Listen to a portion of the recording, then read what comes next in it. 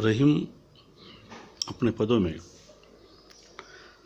जिस तरह जीवन की परिभाषा करता है, उसके साथ साथ जीवन में आने वाली विपत्ति है, निर्धनता है, संकट है, उस पर भी अपनी बात रखता है।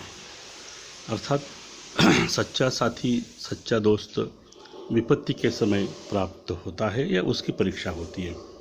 इसलिए रहीम कहता है कि विपत्ति भये धन न रहे, रहे जो लाख करोड़, नभ तारे छिप जाते हैं जो रहीमन भोर। यहाँ कहता है विपत्ति भये धन न रहे। जब संकट आता है, विपत्ति आती है, तो शायद सब धन समाप्त भी होता है। इसलिए संपत्ति पर, भौतिक सुख पर गर्व करना ठीक नहीं है।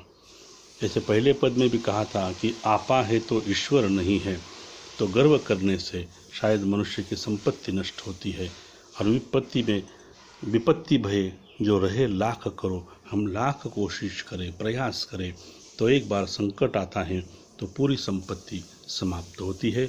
जैसे उदाहरण दिया है उसने, वह कहता है नभ तारे छिप जाते हैं जो रहीम बहे भोर। कहता है कि जैसे नभ आकाश में सुबह होते ही तारे छिप जाते हैं, सूर्य आने के बाद तारे का प्रकाश समाप्त होता है, जो भोर भयो।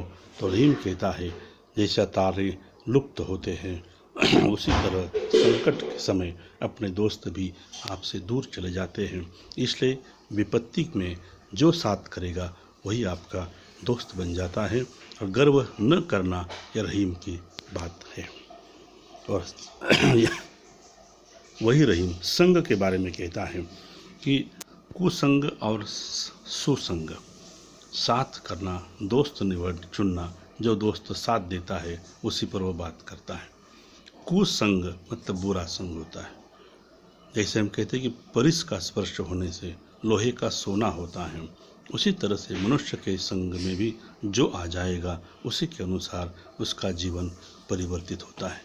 उदाहरण स्पष्ट इस पद में करता है कि कदली सीप भुजंग मुख, स्वाति एक गुण तीन है, जैसे संगति बैठिए तोई फल दीन।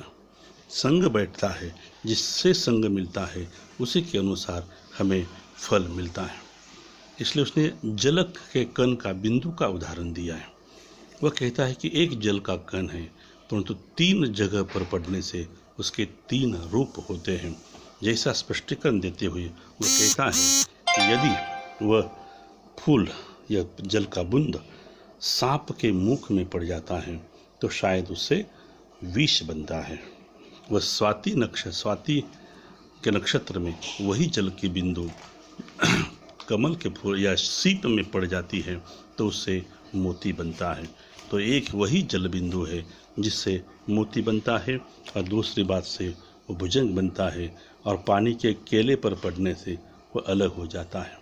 इसलिए वही एक बूंद तीन स्थान पर पड़ने से उसमें तीन रूप होते हैं। एक तो मोती बनता है, एक तो गिर जाता है, और एक विष बनता है। इसलिए संग, उस बूंद को जिसका संग मिला उसी रूप में उसका परिवर्तन हुआ है, ऐसा वो मानता है।